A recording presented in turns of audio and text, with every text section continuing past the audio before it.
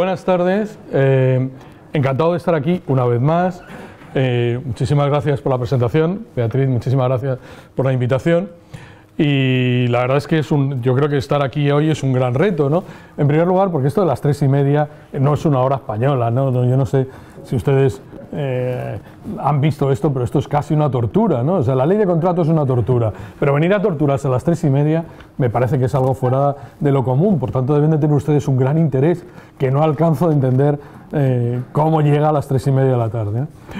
Bueno, dicho esto, intento explicarles el lío este del ámbito subjetivo, que, anticipo, es un lío discutido, porque aquí hemos hecho, ahora vemos o repasamos los conceptos que probablemente ustedes han podido ver, pero que surge al final una idea, ¿no? Que es, oiga, ¿de verdad es tan necesario tanto concepto? Es decir, se podría haber arreglado todo diciendo estos son poderes adjudicadores y estos no, y déjenme en paz, ¿no? O por el contrario hay que entrar en el desglose de esto es sector público, esto es administración pública, estos son poderes, además sean lo que sean, aquí están los contratos armonizados y estos tienen un régimen diferente. Es decir, esta ley, llevaba razón el presidente diciendo esto es una ley muy compleja, pero es muy compleja en todo, porque si ustedes analizan, dice, bueno, a ver, hay modelos limpios. Sí, el contrato privado. Dice, bueno, pero el contrato privado depende, porque para el modificado soy capaz de administrativizarlo, porque de pronto hemos llegado y hemos dicho que los modificados nos parecen un gran problema social y que hay que intentar controlarlos. Y la forma de controlarlos no es controlarlo con técnicas de derecho privado, sino que es controlarlo con técnicas de derecho público y, entre comillas, administrativizar esta segunda opción. Quiero decir que no es fácil pintar el cómo han quedado los modelos. Y yo creo que, en fin, ahora intento explicarles que además, yo siempre empiezo esto diciendo que acéptenme un consejo, ¿no? Esta es una ley que entra en el Parlamento en torno a febrero del año pasado, que en marzo se estanca en una comisión, que pasa 9 meses estancada en una comisión y que de pronto sale con 1000 enmiendas aprobadas. A partir de aquí, si ustedes son aficionados a la costura, yo les diría que los hilvanes no son muy precisos y que ustedes se van a encontrar cosas que probablemente no tienen un gran encaje, pero que están ahí. ¿Y por qué? Pues porque hemos cosido cosas a un modelo que nos gustará o no nos gustará. El modelo, desde luego, hay que decir desde el principio que es un modelo que fue más allá de la directiva. Siempre hemos dicho, ¿esto transpone la directiva? Sí, pero además hace más cosas. Y entonces la pregunta es, ¿en esas más cosas qué ha pasado? Pues han pasado muchas. Y en esas más cosas pasado por el Parlamento, ¿qué han pasado? Muchas más. Y algunas son muy complejas, ¿no? Bueno, vamos un poco a ello, ¿no? Antes de nada, y en esta misma línea, miren, este es el ámbito subjetivo, pero antes de nada, ustedes tienen que tener en cuenta que aquí aparecen una serie de principios que en general inspiran el conjunto de la contratación de esta ley de contratos. En unos casos los inspiran de una forma sencilla, metiéndolo en los pliegos, en otras formas como principios que deben regir el sistema, ¿no? ¿Qué me importa de esto? Bueno, me importa que ustedes ven que aquí sigue pujando, gracias a Dios, por el principio de libertad de acceso a las licitaciones, a la publicidad y a la transparencia, hasta ahí ninguna dificultad. La conexión con el objetivo de estabilidad presupuestaria, esto ya en función de cómo se llama uno y de cuál es su naturaleza, encaja de una forma o de otra, y por tanto no todos están igual. Y luego tienen ustedes un tercero, que es el de la selección de la oferta económicamente más ventajosa. En el bien entendido que esa... Vamos a que dicen que por ahí atrás. Sí, no escuchan. Seguro. Dice. Los medios electrónicos. A ver ahora. Sí, ahora mucho mejor, claro. Qué maravilla, ¿no? Ahora me escucho hasta yo. Bueno, y decía que tienen un último punto, que es el de la selección de la oferta económicamente más ventajosa, que bueno, este es un concepto, primero, que ya hemos llegado a la idea de que no es la económicamente más ventajosa, sino que es lo que los viejos del lugar dirían la oferta mejor considerada en su conjunto, que decía la jurisprudencia del 65, de la ley del 65, y estamos más cerca de eso, ¿no? Bueno, y luego los cosidos, ¿no? Esta parte es más compleja, sin duda, y aquí nos vamos a jugar gran parte del sistema, que es esto de que la contratación pública, y dice, fíjense la palabra con la que empieza el 1.3, dice, en toda la contratación pública se incorporarán de manera transversal y perceptiva criterios sociales, medioambientales, que guarden ta. Bueno, claro, esto es un principio claro y por tanto aplicable al conjunto. Lo que pasa es que luego se traduce en unos instrumentos o en otros, pero como principio de la ley es un principio, digamos, aplicable al conjunto. Claro, aquí déjenme que haga algunas consideraciones. Por ejemplo, yo sigo pensando que con muy buen criterio esta ley ha intentado resolver problemas sociales, sin duda, pero ha creado otros bastante complejos, ¿no? Por ejemplo, cuando la ley crea los subrogados, ya sé que esto es mentar la bicha en Valencia, ¿no? Pero déjenme que hable como si no estuviera en Valencia, ¿no? Cuando la ley crea los subrogados, pues mire, yo he dedicado mi vida a estudiar la función pública y ya se me han abierto las carnes. Esto de los subrogados, ¿qué es? Dice, no, estos son contratos privados de la administración, de empleados de la administración, pero que no son públicos. Y yo siempre dije una cosa, que se la repito esta tarde, dije, la prueba del 9 de esta figura es, ¿tendrán moscosos o no? Porque si tienen moscosos va a ser difícil decir que no son. Ustedes, bueno, pueden cambiarlo por lo que quieran, vamos, pero la de los moscosos es muy llamativo, ¿no? O sea, dice, vienen con su convenio. El que viene con el convenio de limpieza no tiene moscosos, porque limpiaba en la administración, pero podía limpiar en cualquier otro lado. No tiene moscosos. Y sin embargo viene aquí y le decimos, bueno, tú vienes con tu convenio y de verdad vamos a aguantar. ¿Cuánto tiempo vamos a...? Les juego, casi se lo juego a nivel de apuesta, ¿no? ¿Cuánto tiempo vamos a aguantar sin darle moscosos? ¿Un año? Yo les juego lo que quieran a que no pasamos de un año. En la siguiente negociación, de la siguiente mesa, de la siguiente no sé qué. Bueno, por no contarles que esta parte crea otros problemas adicionales, ¿no? Que es ¿y cómo se transforman los órganos sociales? Es decir, la comisión paritaria que ha negociado el convenio de limpieza te sigue vinculando, pasas a la comisión paritaria tuya, la comisión paritaria tuya va a tener un convenio en el que no ha negociado. ¿Cuál es la esencia de la paritaria? No, resolver dudas. Dice, pero será si las he negociado, porque si no las he negociado será difícil que resuelva yo las dudas. Es decir, que aquí hay cosas que salen regular, ¿no? Por ejemplo, cuando en otro momento dice aquello de que se les incorpora según sus grupos profesionales. Oiga, la palabra grupos profesionales ha desaparecido del Estatuto de los Trabajadores. ¿Eso qué significa? ¿Cómo los vamos a integrar? Dice, con su grupo. Dice, ya no tienen. Y entonces, no sé, es decir, quiero decirles que esta parte es de esa parte que yo les decía, está hilvanada, pero no formaba parte del proyecto inicial.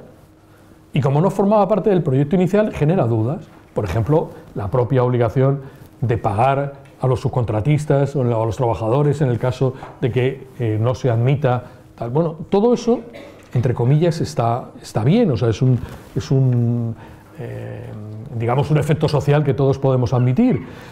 Incluso, miren, yo creo que todo esto, que en gran parte nace, si ustedes se acuerdan, del conflicto del Prat de este verano, ¿no? El conflicto del Prat puso de manifiesto algunas cosas muy sencillas a estos efectos, ¿no? Que es, cuando tú utilizas la contratación administrativa para ir por precios debajo de mercado, tienes dificultades para mantenerlo.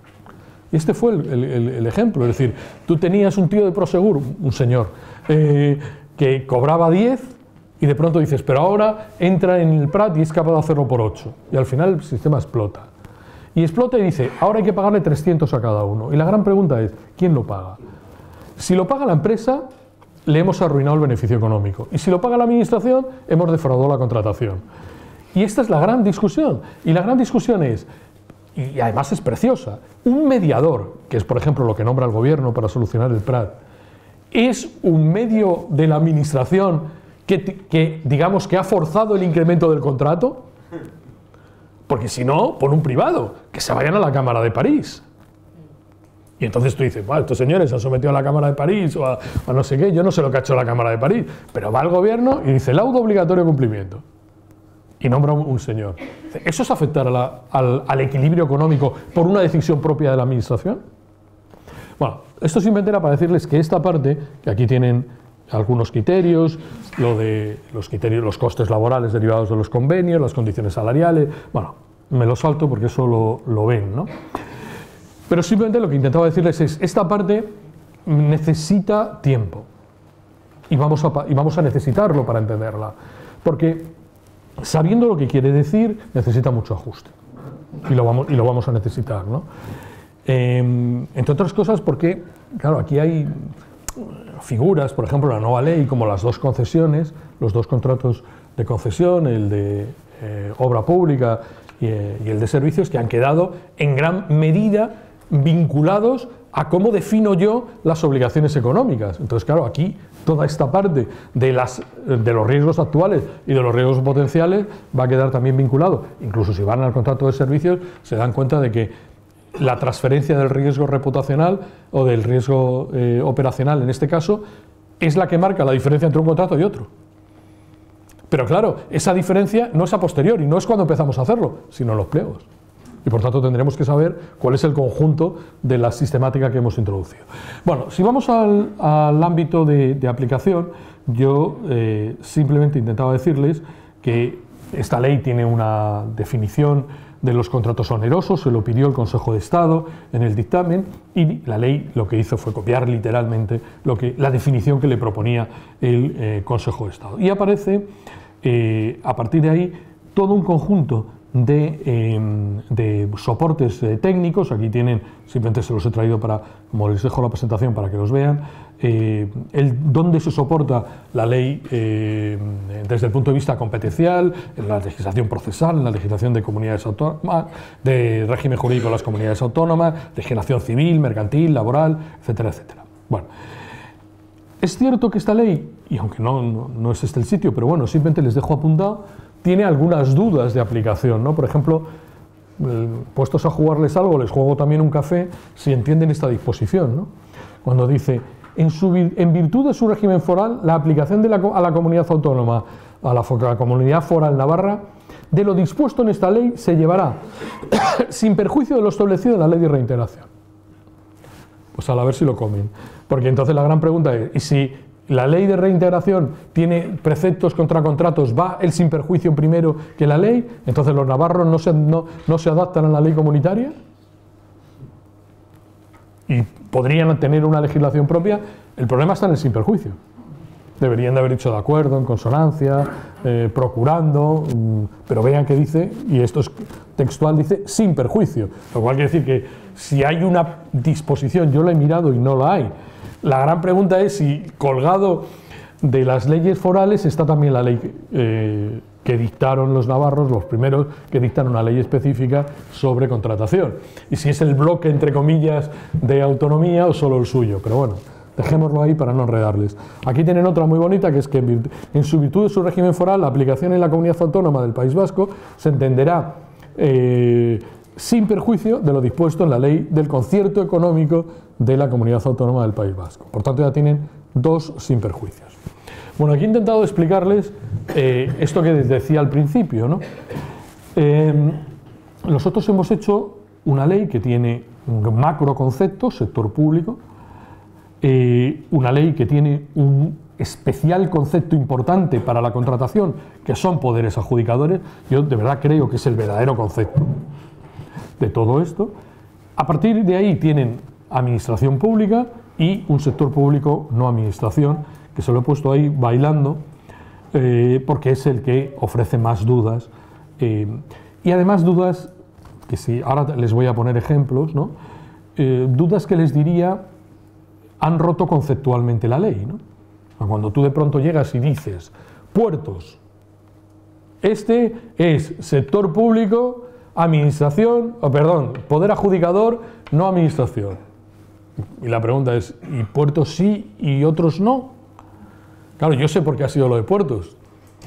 Y gracias a un amigo mío y tuyo y tal, muchos sabemos por qué ha sido lo de puertos. Entonces, acá porque le suponía un retroceso en su régimen actual y porque la actividad económica de los puertos no daba para someterse a la ley de contratos. Pero digamos, esa lógica ha sido posible gracias a un abogado del Estado que está allí, que es un tipo muy combativo y muy luchador y muy divertido, y ha conseguido convertir esto. Pero digamos, todo esto rompe la estructura. Los 5 o 6 ejemplos que ahora les pongo, les diría, bueno, ¿y esto por qué son así? Pues porque ha habido uno o alguien que lo ha conseguido, ¿no?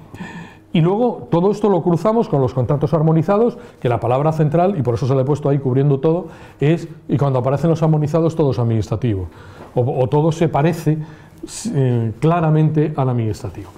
Bueno, esta es la definición de sector público. De aquí yo les diría, primera idea, yo no entiendo muy bien cómo 2 leyes que salen con tan poca diferencia de tiempo, Ley 40/2015 y Ley de Contratos, tienen 2 definiciones diferentes. Porque entonces empezamos a jugar y empezamos a enredarnos en las interpretaciones. Entonces la pregunta es, oiga, ¿sector público no debería de ser lo que la ley del sector público dice que es sector público? Pues parece que sí, ¿no? Pues no. Sector público es lo que yo digo. Y empezamos con estas cosas que son un lío de decir a los efectos de esta ley. Pues vale, a los efectos de esta ley tenemos un concepto. Cuando acabamos de sacar hace unos días, o hace muy poquito, la ley 40/2015, que si no te gusta, pues haberla hecho de otra forma. Pero no te entiendo muy bien por qué tiene que haber un sector público de la administración común y ordinaria y un sector público. Claro, ustedes me dirán, bueno, porque los ámbitos de aplicación no son iguales. No es cierto, porque la ley 40/2015 tiene una gran parte básica donde podríamos haber dicho estructuras iguales o similares a las definidas. Pero bueno, en todo caso, ahí tienen. Bueno, por hacerlo rápido, aquí no hay ninguna duda en la administración del Estado, no hay ninguna duda en las comunidades autónomas, no hay ninguna duda en las administraciones gestoras, en la administración local, no hay ninguna duda en las gestoras, no hay ninguna duda en los servicios comunes. Estos son sin mayores dificultades. Los consorcios dotados de personalidad jurídica, aquí sí que son los que se refieren o lo que establecen la 40/2015. Fundaciones, y empezamos con una nueva definición. ¿Qué es una fundación? Dice, a los efectos de esta ley, no es una fundación lo que es una fundación, sino que solo algunas fundaciones. En concreto, las que cumplan 3 requisitos, que se constituyan de forma inicial con una aportación mayoritaria directa o indirecta de una o varias entidades integradas en el sector público, o bien reciban dicha aportación con posterioridad a la Constitución. Esto yo creo que no plantea más duda que el que tendremos que empezar a definir qué es una aportación indirecta, que no es tampoco tan sencillo, ¿no? Es decir, un alquiler condonado es una aportación indirecta al capital fundacional o es un beneficio de algún otro tipo. Bueno, simplemente que tengan un dato de que tendremos que empezar a discutir qué es indirecta, ¿no? En algunos casos, y sobre todo, ¿cuántos años te tengo que dejar el alquiler gratis para llegar a que la aportación sea mayoritaria? Y esto produciría una paradoja. Yo le cedo unos locales y le condono el alquiler y cuando llegue al mayoritario pasa a ser pública y mientras tanto ha sido privada. No sé si me consigo explicar. Es decir, que este es el problema de la indirecta, ¿no? Que el patrimonio esté constituido por más de un 50% por bienes o derechos aportados o cedidos con carácter permanente, por eso les decía lo del alquiler temporal, y que la mayoría de los derechos de voto del patronato corresponda a los representantes del sector público. Bueno, aquí tienen las mutuas colaboradoras de la Seguridad Social y luego viene la gran discusión, que es siempre el de las entidades públicas empresariales, estas sí a las que se refiere y tal, y cualquier entidad pública con personalidad jurídica que pertenezca al sector público o dependiente. Bueno, aquí, como ustedes ven, hay 2 partes, la de la 40 ninguna duda, y luego manda a la otra, que esta hay que analizarla en cada momento en función de lo que estamos buscando. Mercantiles con el 50% del valor. Aquí siempre hemos tenido una discusión. El derecho comunitario dice influencia dominante, no mayoría de capital. Entonces no entiendo muy bien por qué seguimos insistiendo en el concepto exclusivo de 50, porque es cierto que el que tiene 50 lo tiene. O sea, esto que dice es verdad.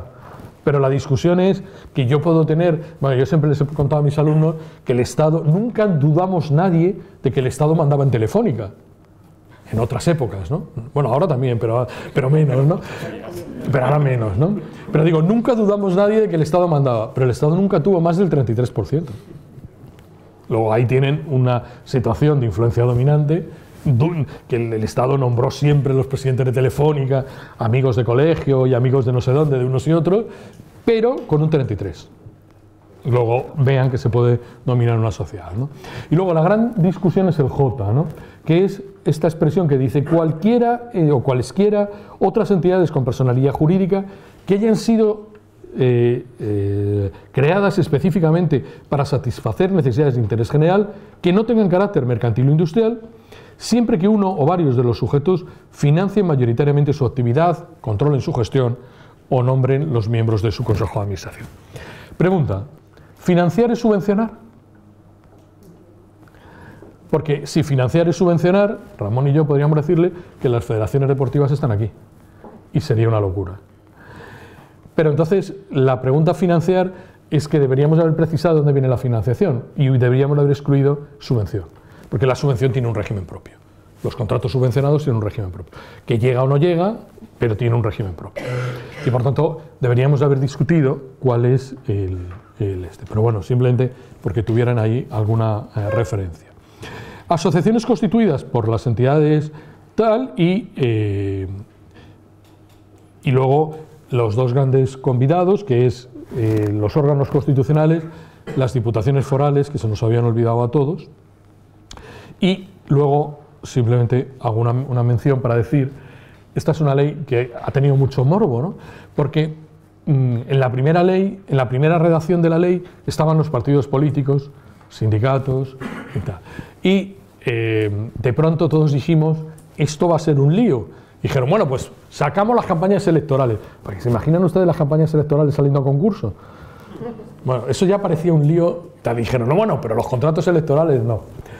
Y al final todo el mundo dijo, oiga, ¿y los otros de verdad sí? O sea, ¿usted cree que la limpieza de un partido político, la limpieza del suelo, no del partido, merece un contrato con pliegos, con tal, con no sé qué? Y yo creo que habíamos confundido cosas, ¿no? Y afortunadamente esto que empezó muy fuerte, muy fuerte, muy fuerte, se ha quedado en, bueno, hagan unas instrucciones. ¿Por qué? Porque al final yo creo que no es un problema de pillarles en la contratación, sino pillarles en el control de la financiación.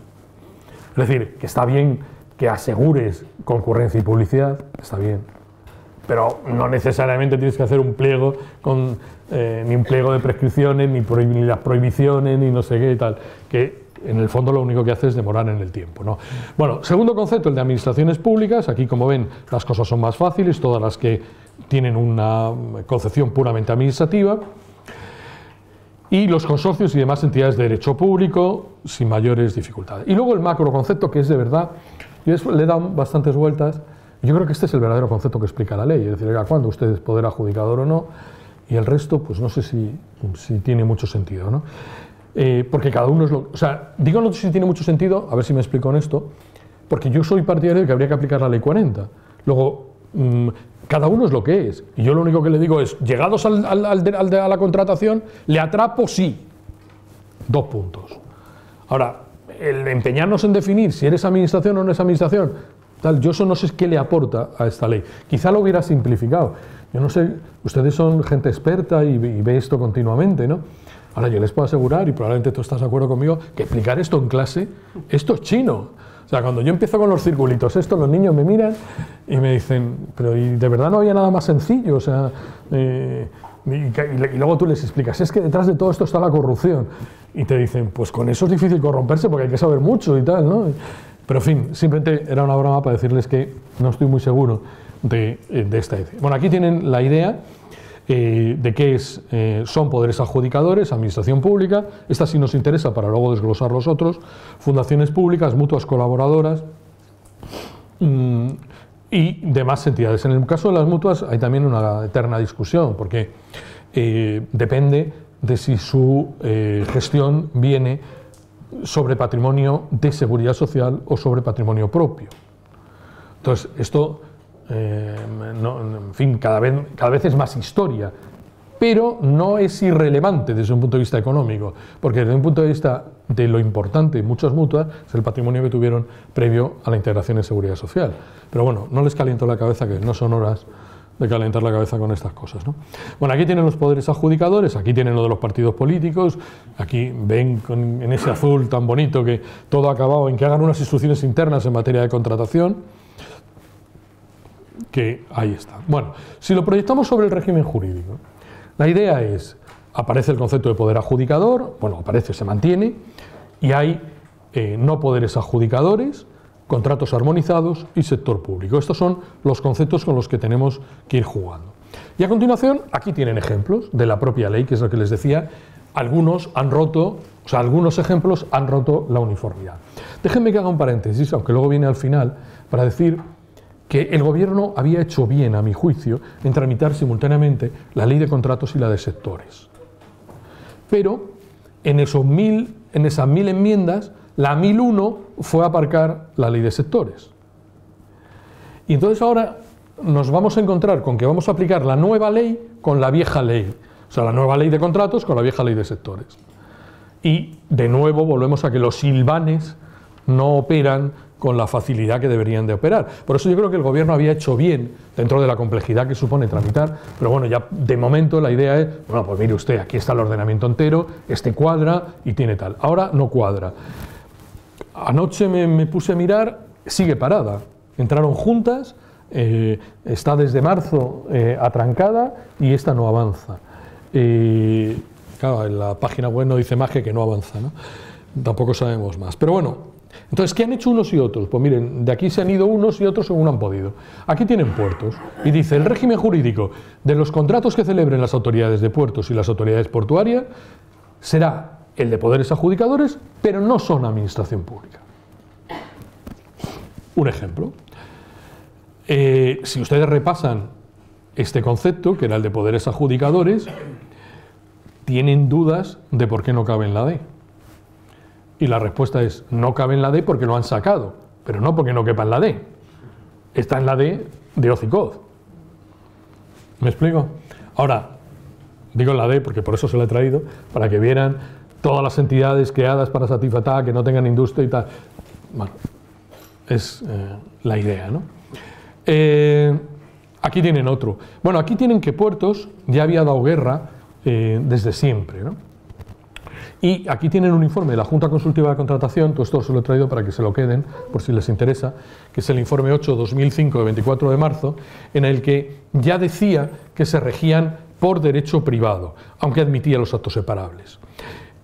Bueno, ya había pasado las primeras sentencias, como ustedes recuerdan, porque todo esto del derecho privado de la contratación pasa por un filtro que un viejo maestro del derecho administrativo explicaba, que era Villar Palasí, cuando en el año 80 introducen en el artículo 6, si no me falla la memoria, del Estatuto de Radio y Televisión, una palabra que decía, el ente público de Radio y Televisión contratará en todos sus trámites o íntegramente, me parece que decía, por derecho privado. Y esto, contaba Villar Palasí, no, esto era el gran anhelo de la televisión, que era el poder contratar por fin a los locutores a precio de mercado, tal, sin concurso, tal, no sé qué tal, sin tener que ir a productoras, etcétera, etcétera. Bueno, ¿qué ocurrió? Que el Tribunal Superior de Justicia de Madrid le dijo, oiga, cuando aquí dice en todos sus trámites, se debe referir a otra cosa, porque usted los actos separables no los puede tal. Y por tanto, adjudicación y preparación, diga lo que diga el Estatuto de Radio y Televisión, tiene usted que pasarlo por derecho público. Y ahí murió el intento de que todo sea derecho privado en estos entes que están un poco a medias. Bueno, en todo caso, aquí tienen un precedente que encontré, que es que ya desde el año 2005 la Junta decía que se regían por derecho privado y por las normas específicas, sí que puedan entrar en juego las de las leyes de contratos tal, excepto o en el extremo de los plazos de publicación, que era el caso que se planteaba. Aquí tienen otra. Operadores públicos del sector de telecomunicaciones.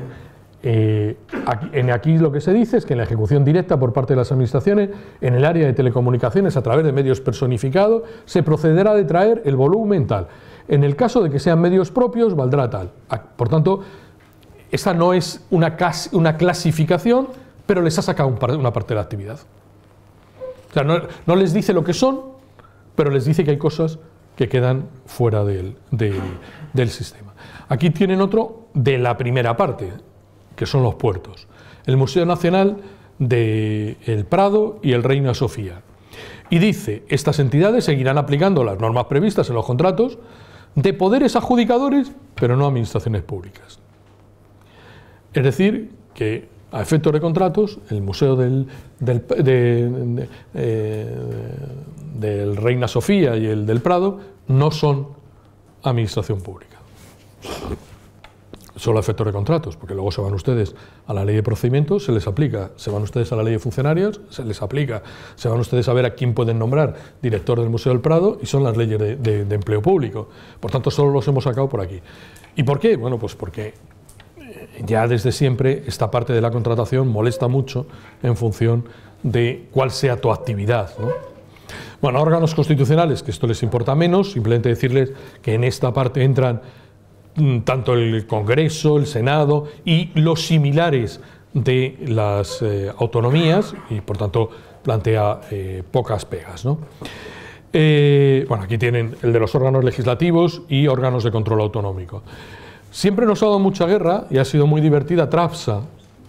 Hoy encontraba una sentencia esta mañana que decía que viene dando guerra desde el año 73, desde la ley de transformación agraria y desde la creación del IRIDA, y que desde entonces ya en la norma de creación del IRIDA decía que habría una sociedad mercantil que es la que haría todos estos procesos. Es decir, que el Supremo, aquí está la sentencia ahora la ven, ya se lo analizó con tiempo y dijo, a ver, esto de Trapsa siempre ha dado guerra. Bueno, a Trapsa lo que ha pasado es que aquí tienen un auto del Tribunal Supremo que dice que carece de autonomía para considerarla como medio propio del Estado y de las comunidades autónomas que suscriben su participación.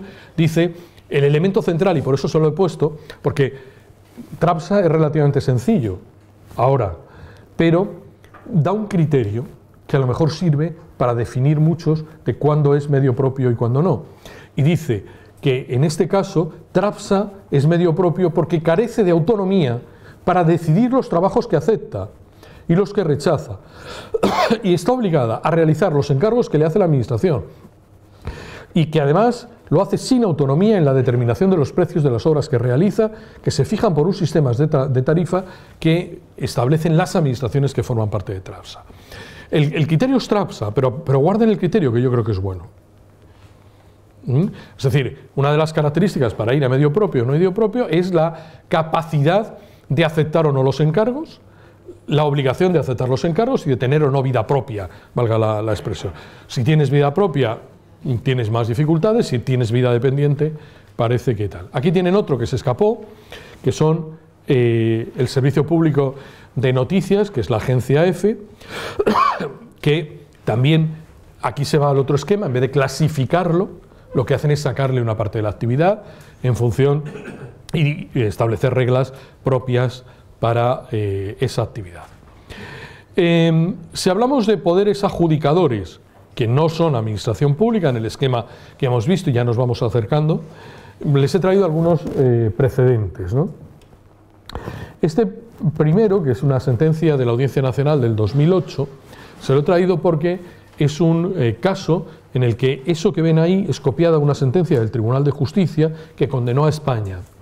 Y en concreto lo que dice es que en la medida, aquí se discutía cuándo se podían utilizar los negociados sin publicidad y cuándo no, y simplemente les he dado un criterio que es este que marca el Tribunal de Justicia. Dice, en consecuencia, en la medida en que se permite el recurso al procedimiento negociado sin publicidad previa, en los procedimientos que se refieren a bienes cuya uniformidad haya sido declarada para su utilización común en la Administración, siempre que el tipo de bienes de que se trate se haya elegido previamente, la normativa constituye una contratación incorrecta del derecho interno. Es decir, que verán que aun en los supuestos de centrales y de planteamientos uniformes, hay algunos matices que nos ha ido haciendo la Comunidad Europea. Aquí tienen otra, un poco más reciente. Estos son aguas, en concreto la empresa de aguas de Barcelona, y establece un precepto que también está muy bien, que es, o un criterio, que es este que les he marcado en rojo, que es la diferencia entre participar en la sociedad y participar en el contrato. Y lo que viene a decir es que si tú abres la participación en la sociedad a concurrencia, el régimen de contratos puede ser otro. Es decir, que no tienes que hacer doble participación. Aquí eran estos sectores excluidos y por tanto tal, pero dice que si el objeto social sobre el que abres es ese, una vez abierto y habiendo producido concurrencia, puede ir a otro lado. Bueno, si hablamos de contratos de poderes adjudicadores, no administración pública, la idea es muy sencilla. Se aplica el libro tercero, pero es verdad que existen límites. Yo les diría una cosa, hagan un esfuerzo y mírense lo fácil que es leerse el libro tercero, no digo de entenderlo, pero lo fácil que es leerse el libro tercero y lo fácil que es leerse los otros. Y entonces ustedes dirán, hombre, está un poquito descompensado, ¿no? Aquí hay 300 artículos, de los cuales apenas hay una docena para el final y 300 y pico para el otro, lo cual quiere decir que, imagínense, qué está pensando el legislador, ¿no? Si lo pudiéramos hacer al peso, diríamos, el legislador está pensando que todo el mundo está en la primera y que de aquí se tienen que ir pocos. No sé si es científico el método, probablemente no. Esto del método del peso seguro que no es muy científico metodológicamente, pero algo apunta, ¿no? ¿Qué les decía? Que tiene algunos límites. En primer lugar, que antes se lo trazaba como el límite de la preparación y adjudicación de los contratos sujetos a armonizada y los no sujetos. En la armonizada, el gran problema es que los administrativizas. Es decir, los obligas a someterse a un tipo de preparación experimental o procedimental del mismo tenor que el que hubieras hecho para la administración pública. Como ustedes saben, la armonizada está en función de las cuantías y las cuantías han hecho que esta sea casi una de las leyes que ha habido que modificarla unos días antes de que entre en vigor. Porque la semana pasada cambiaron las cuantías de una ley que no ha entrado en vigor y los que teníamos un libro en la editorial hemos sufrido una crisis de identidad diciendo, ¿y ahora qué hacemos, no? Y hemos tenido que parar el libro, cambiar las cuantías, porque claro, ¿quién saca los libros ya con la cuantía desactualizada? Bueno, esto es una broma de editor, pero que sepan que esta es una de las ideas.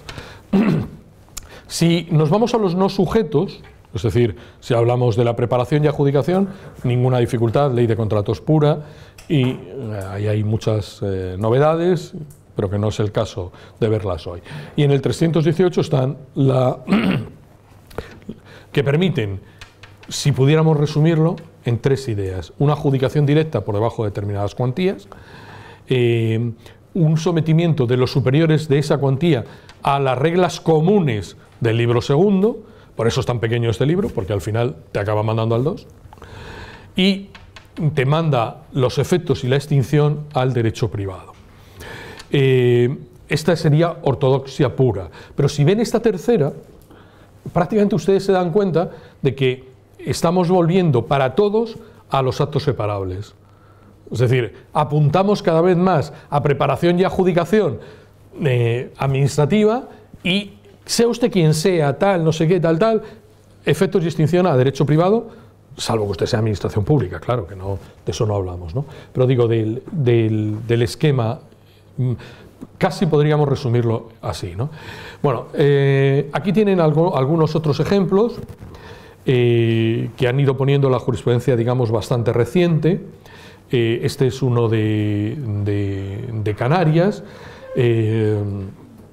El Tribunal Supremo, bueno, aquí cita una sentencia del Tribunal Supremo un poquito antes, que dice que el Tribunal Supremo destaca el hecho de que una sociedad anónima de titularidad pública no sea un ente o una entidad de derecho público, determina o provoca el que exista un tratamiento diferente en la clasificación del empresario según se trate de administración pública o no. Este es uno de los problemas que deriva de esto que yo acabo de simplificar. Cuando tú dices, oiga, nos estamos administrativizando, a continuación surgen todas las grandes dudas.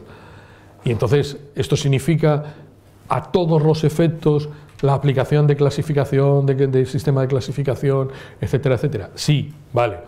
¿Y quién la declara? Si son las grandes, por ejemplo, si hablamos de prohibiciones y no son las que declara la mesa, ¿quién las declara? Porque claro, esto está pensado para la administración pública y dice el órgano de contratación permanente.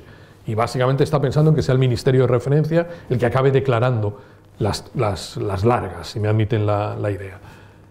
Pero claro, si esto lo llevamos a entes, a sociedades, a fundaciones, a no sé qué, nos empezamos a hacer un poco de lío, ¿no? Que es cómo se transpone. Incluso nos hacemos un poco más de lío si decimos, bueno, pues transpóngalo y que sea el máximo órgano del órgano. Vale. ¿Tiene derecho de recurso? ¿Es administrativo o es jurisdiccional? ¿Es administrativo privado o es administrativo público? Si es administrativo público, te falta la condición de administración pública. Y si es administrativo privado, no le quiero contar lo que van a pensar los jueces civiles, como les lleven una clasificación de un señor por infracción de una ley de mercado, ¿no? O sea, no les va a quedar campo para recorrer, ¿no? Es complejo, digamos, es decir, es fácil decirles, como yo les digo, esto se está administrativizando, pero después la ejecución directa, o sea, cuando te pones al problema, el problema sale. Y claro, ¿qué nos pasó? Porque claro, a continuación salen todos los problemas de, bueno, y si usted lo administrativiza, significa entonces, por ejemplo, que aunque sean entidades privadas, tienen que funcionar por el procedimiento administrativo y por tanto las notificaciones, la formación de la voluntad, tal, todo esto como opera. Bueno, y ahí nos hacemos algún lío. Aquí tienen una, aquí tienen otra, que bueno, esta era la del artículo 328, en relación con las obligaciones medioambientales, que también se imponen. Simplemente les diría una cosa, en esto hay que tener un cierto cuidado, ¿no? Por ejemplo, ya hemos hablado del social y laboral y no les voy a dar la murga más sobre esto, pero el propio medioambiental, en el propio medioambiental hay que hacer una determinada cata de mercado, si me admiten la tesis, de aquel requisito que tú vas a poner. Si tú dices que para hacer esta obra hay que tener la 14.002 y la 14.002 la tienen dos, estás prefigurando el contrato. A lo mejor te tienes que ir a una 14.000. Para que todo... Ya, pero es que la 14.007 no es igual que la 14.002. Ya, pero es que la 14.002 la tienen dos. Entonces le acabas de dar la adjudicación del contrato solo por la predeterminación del factor ambiental. Ustedes me dirán, cada vez esto va a ocurrir menos, porque cada vez todo el mundo tiene más ISOs, tiene tal, no sé qué. Por supuesto. Ahora, en el momento en el que estamos hablando de que no estamos comprando tizas, sino que estamos yendo a sectores muy específicos del sistema, lo que les digo es cuidado con la medioambiental y si quieren un consejo, hagan una cata de mercado previamente preguntando, ¿esto está normalizado? ¿Hay muchos? ¿La han pedido? O sea, ¿la tiene mucha gente? ¿Es común? ¿No es común? ¿Valen las extranjeras? ¿No? Bueno, simplemente que tuvieran ese dato, ¿no? Y luego aquí tienen las del la de no poder adjudicador, contratos de las entidades públicas que no tienen tal. Básicamente esto ha quedado en la derogación de las instrucciones de contratación. Aquí hay una gran polémica. ¿La derogación significa que hay que derogarlas? Respuesta, yo creo que no. Lo que quiere decir es que no son obligatorias. Ahora bien, ¿puede un ente autovincularse a sí mismo a seguir un procedimiento? A mi juicio, sí. ¿Le es exigible ante un tribunal el que yo me haya autovinculado a hacer las cosas de una determinada forma? Sí. ¿Significa que estoy obligado? No. Pero una cosa es que no estoy obligado y otra cosa es que yo lo quiera hacer. Y si lo hago, es vinculante, porque es mi propia oferta de mercado, o de cómo presentarme en el mercado.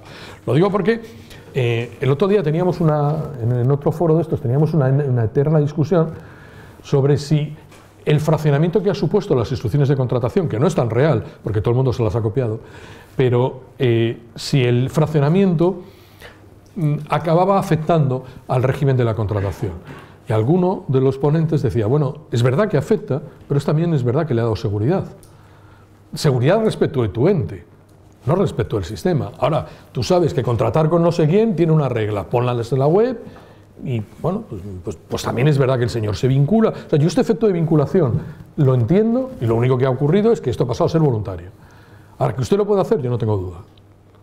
Pero al final tendrá que aplicar la ley. ¿El qué? Que al final tendrá que aplicar la ley. Que no, claro. Tiene que aplicar la ley. Sí, claro, copiarla como antes. ¿Y qué hacían en las instrucciones de antes? Copiarla, ¿no? Pues ahora igual, ¿no?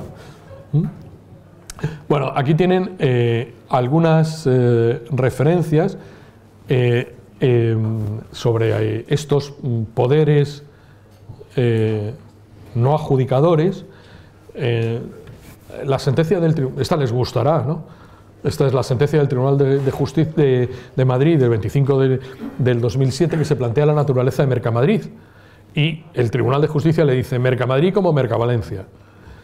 Y a continuación le dice que no es poder adjudicador, que no es tal. Aquí tienen la referencia en la que prácticamente se encuentra en la sentencia, lo único que hace es copiar la de Valencia. Fíjate, la de Mercavalencia dicen que no es poder adjudicador, pero es medio propio del ayuntamiento. Ah, eso sí. Ya nos explicará eso con usted. No, pero porque luego le cuelgan, o sea, pero la idea no es. Y luego lo que pasa es que, bueno, como decía Ramón antes, otra cosa es que luego nos hayamos inventado otras fórmulas para eludir la ley, pero esa es la de los medios propios. Pero digamos, conceptualmente no lo es. Esa es un poco la idea. Aquí tienen otra muy divertida, que es una de estas turísticas, Almería 21, que tienen la resolución, es 2016, aunque pone 206, pero es 2016. Bueno, por hacerlo rápido, esto se completa con ley de sectores. Ley de sectores es aplicable a quién. Dice, pues fundamentalmente a aquellos que no siendo administración pública, porque los que son administración pública deben de entrar por la administración pública, a los que no siendo administración pública realizan alguna de las actividades que son agua, energía, transportes o servicios postales. Esta es la idea. Y así queda, ¿no?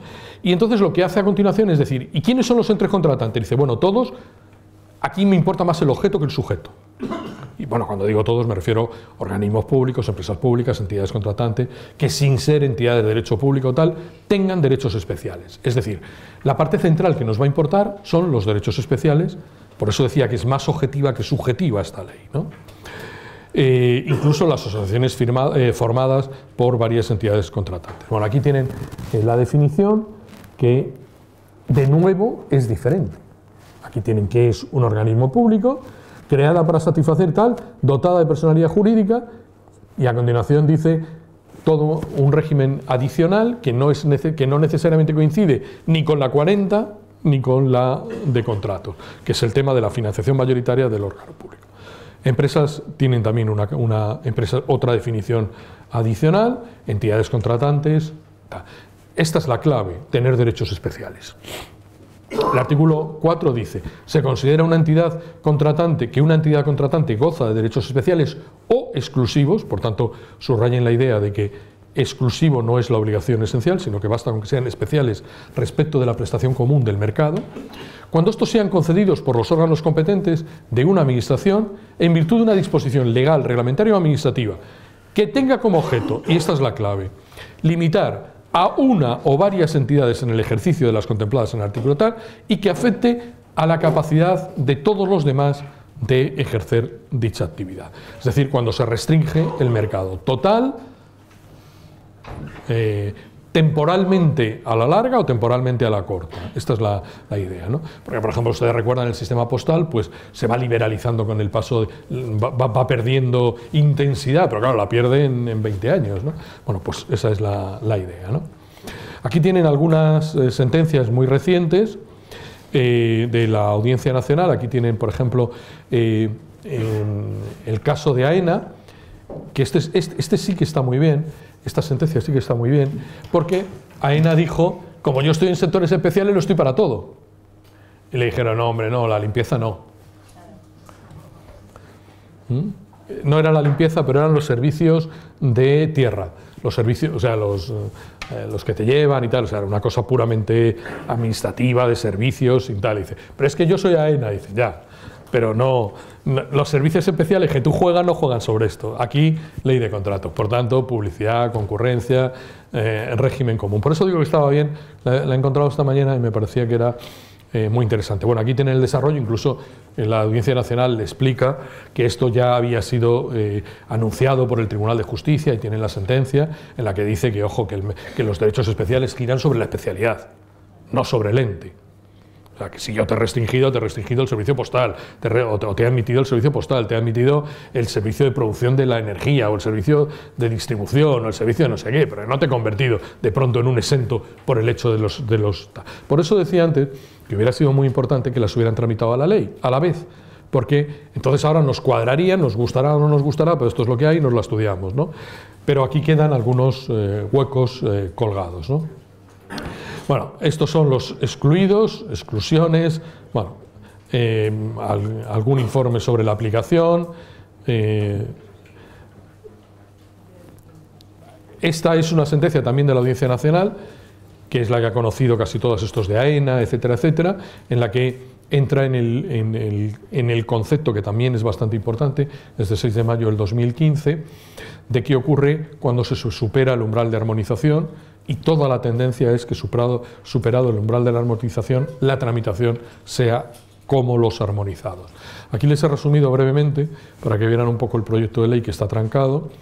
El ámbito de aplicación es la adjudicación, aquí ya empezamos a precisar bien, de obras, servicios, suministros, cuando contraten entidades públicas o privadas, de las del 5.1, ahora lo vemos, en el ámbito de alguna de las actividades del 8 al 14, por tanto, aquí ya hay un listado para evitar los servicios administrativos y los servicios comunes, con los siguientes umbrales, que los tienen ahí, que supongo que para cuando la saquen habrán cambiado 2 veces, ¿no?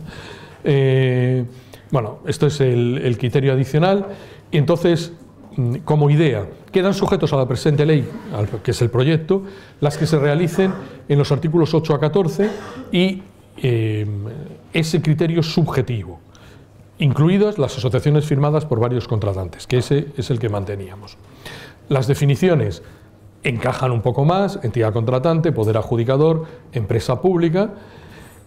Este es el concepto de influencia dominante. Aquí sí aparece el concepto de influencia dominante, que no está en la ley de contratos y que antes les decía que es determinante en la jurisprudencia comunitaria, por ejemplo en la integración a efectos de déficit. Bueno, pues aquí tienen que aquí sí aparece la influencia dominante, y el 4 de antes es el 6 de ahora, derechos especiales o exclusivos. Y vean la definición, que se parece mucho. Dice: a los efectos de esta ley se considera que una entidad contratante goza de derechos especiales cuando sean concedidos por los órganos de una administración pública en virtud de una disposición legal, reglamentaria o administrativa. Hasta ahí ninguna pega. Añade que, siendo compatible con el Tratado de la Unión Europea, con el Tratado de Funcionamiento, es decir, que ya no nos valen ayudas entre comillas ilegales, sino solo si la ayuda es legal, o comunitariamente legal, si quieren llamarlo así, ¿no? Que tenga por objeto limitar a una o más entidades de las comprendidas en el 8 y que afecten sustancialmente, subrayen la palabra porque ahí aparece un cambio, sustancialmente a la capacidad de las demás de ejercer dicha actividad. Y digo subrayen el sustancialmente porque eso ya significa que no es cualquiera, sino que habrá que decir o habrá que entrar en grados de participación o de restricción a los demás de esta competencia. Es decir, por decirlo más claro, liberaliza un poco el sistema y te hará entrar en un debate de vale, yo tengo derechos exclusivos, pero ¿cuánta cuota de mercado me queda? No, con esta cuota manejo el 80, pues yo soy sustancial.